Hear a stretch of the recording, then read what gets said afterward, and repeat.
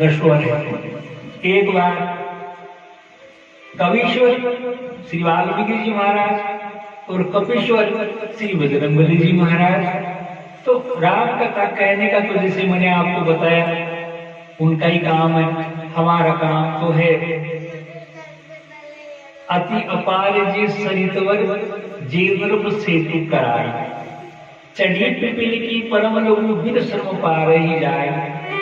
जैसे गंगा नदी को पार करना है चींटी को, आप जानते हैं चींटी को गंगा नदी पार नहीं कर सकती, लेकिन सरकार ने या किसी भले मनुष्य ने उसके ऊपर पुल बना दिया तो चींटी धीरे धीरे रेलिंग के सहारे उस गंगा नदी को घंटे 2 घंटे में पार कर लेगी।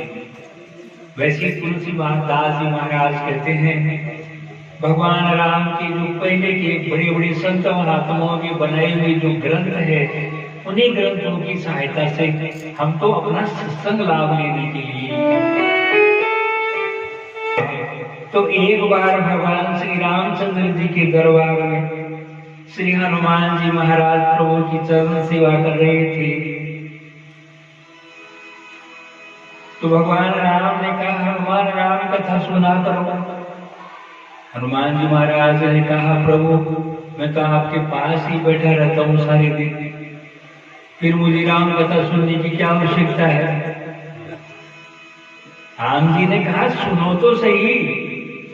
तो कहा प्रभु आप सुनने की बात कहते हो तो मुझे कथा कौन सुनाएगा। जैसे मैंने आपको अभी बताया था प्रभु श्री राम जी की कथा हनुमान जी महाराज को कौन सुनाए। तो राम जी ने कहा काकभूषण जी के पास आओ। हनुमान जी महाराज को जचा के हाँ वो तो ठीक ठीक कथा सुना देंगे। तो प्रभु पता क्या है,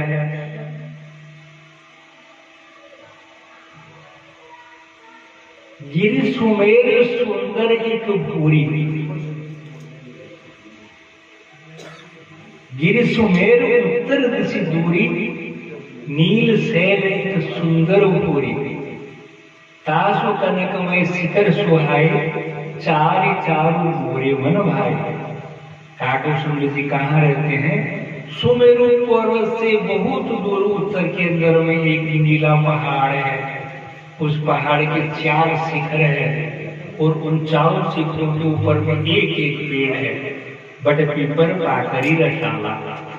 एक बड़का पेड़ है, एक पीपल का पेड़ है, एक पाकरी का पेड़ है और एक आम का पेड़ है, और उन 4 शिखरों के बीच में सरोवर है मणिसोपान। उसकी जो सीढ़ियां है वो मणियों की बनी हुई है। काकभूषण जी वही उस बड़ के नीचे बैठ करके राम कथा करते हैं। हनुमान जी ने कहा ठीक है प्रभु तो आप आज्ञा देते ही हो। वैसे तो देखिए सुग्रीव मिताई से लेकर के मैं आपके साथ ही हूँ, सारी लीला मैंने अपनी आंखों से देखी है, फिर भी आप कहते तो चला जाता हूँ। ये चले गए। काकभूषण जी भगवान की कथा कह रहे थे, तो कथा में काकभूषण जी क्या कहते हैं कि देखिए भक्तों, सीता खोज के लिए जब श्री हनुमान जी महाराज चले तो उन्होंने अपने को नामकरण बनाया कि एक पांव समुद्र के इस किनारे और दूसरा पांव समुद्र के उस किनारे। एक पांव समुद्र के इस किनारे और दूसरा पांव समुद्र के उस किनारे। वो उड़ के नहीं गई, एक कदम से ही चले गए। और फिर लंका में जाकर के उन्होंने फूंक मार के लंका जला दी। हनुमान जी महाराज बड़े बड़े सोच रहे हैं, प्रभु के लिए भेज दिया यहाँ काकभूषण जी के पास में, और काकभूषण जी तो ऐसी बात बता रहे हैं अरे लंका मैंने जलाई थी कि काकभूषण जी ने जलाई थी, तो ऐसे बोल रहे हैं कि फूंक सी जला दी। मैं तो उड़ के गया था, रास्ते में मेरे को मैनाक मिला, सुरसा मिली, मैनाक मिला, सिंगिका मिली, 3 जगह तो अवरोध आई। उसके बाद में पहुंचा, फिर उन्होंने पूंछ के ऊपर में कपड़े लपेटे, तब जाकर के लंका जली है बोलते फूंक सी जला दी। कथा सुनकर के वापस उदास मन से आकर के भगवान के सामने बैठ गए। अब ये भी नहीं बोल सकते कि काकभूषण जी ने झूठ बोला, मन की दुविधा। तो भगवान राम बोलते हैं कि हनुमान कथा सुनी, अच्छा ये बताओ कैसी थी, कैसे हाथ किया, तो हाथ की अंगूठी निकल करके दौड़ गई। अरे हनुमान अंगूठी लेकर के आ गए, अंगूठी आगे आगे, हनुमान जी पीछे पीछे, दौड़ते दौड़ते पूरे ब्रह्मांड का चक्कर लगा लिया, लेकिन अंगूठी हाथ नहीं आई। और फिर अंगूठी कहाँ गई? गिरिशु मेरु उत्तर देशी दूरी, वही काकभूषण जी के पास में गुफा के अंदर में चले। हनुमान जी महाराज पीछे पीछे गए, द्वार पर द्वारपाल था, बोला भाई कहाँ जा रहे हो, कौन हो? बोले मैं हनुमान हूं। अरे वही हनुमान जी तो अंदर बैठे हैं, आप कौन से हनुमान जी आ गए? बोले मैं हनुमान हूं। बोले मैं कैसे मानो, हनुमान जी तो अंदर बैठे हैं। अच्छा ये काम करो, ये रुकना, मैं पूछ क्या तो अंदर जाकर के एक दिव्य मूर्ति बैठी हुई थी, बड़ी विशाल, उनसे जाकर बोले हनुमान जी महाराज कोई हनुमान आया है बाहर। तो बोलता है मैं हनुमान हूँ, बताइए कैसे विश्वास किया जाए?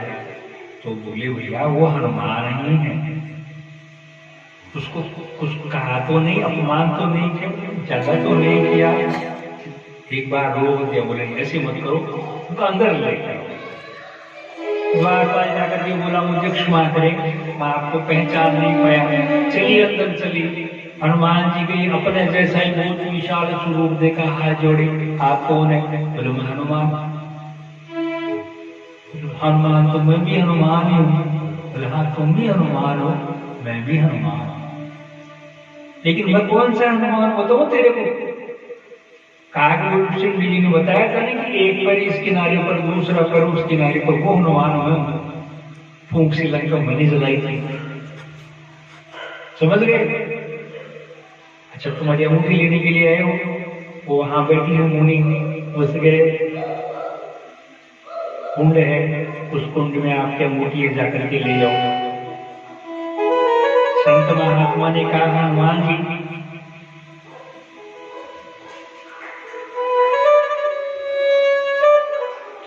कोई 1000 बार की बात है, एक बार की बात हो रही है, पता नहीं कितने हनुमान हो गए। तुलसीदास जी महाराज ने क्या कहा? नैना भांति राम अवतारा, रामायण शतकोटि अपरा। शतकोटि का मतलब होता है 100 करोड़।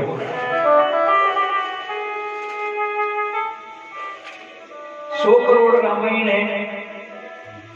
उन्होंने अंगूठी ली, भगवान के पास गए और जाकर के बोले प्रभु मेरे को वरदान चाहिए।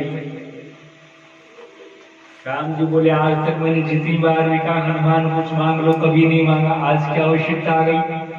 बोले नहीं आज तो वरदान देना ही पड़ेगा। अब बोलो।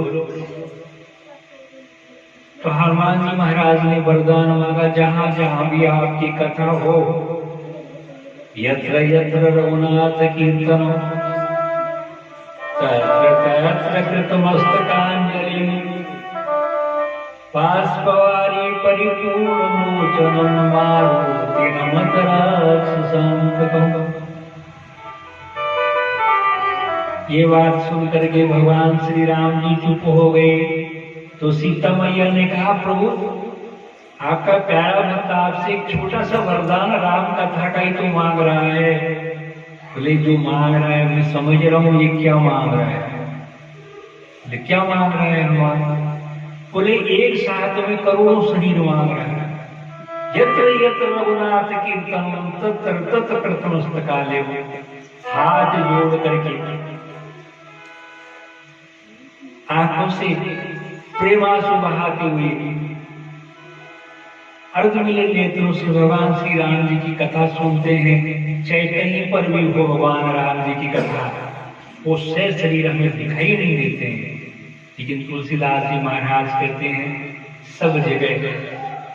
और कैसी कैसी स्थिति में सुनते हैं? भगवान राम ने सब जी के पास में जाकर कहा था मम गुण गावत पुलक शरीरा, गदगद गिरा नयन बहन मेरा। मेरा गुण गाते गाते शरीर में रोमांच आया। आंखों से आंसू आ जाते, प्रेम से भगवान की कथा सुनते सुनते।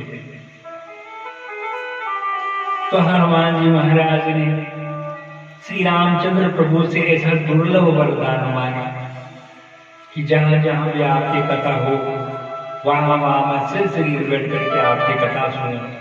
इसलिए पुण्यारण्य विहारो वंदे कवीश्वर और कपीश्वर, भगवान श्री रामचंद्र जी की कथा के सुनने वाले, उनके गुणगान में विचरण करने वाले दो ही है, एक श्री वाल्मीकि जी और दूसरे श्री हनुमान जी महाराज।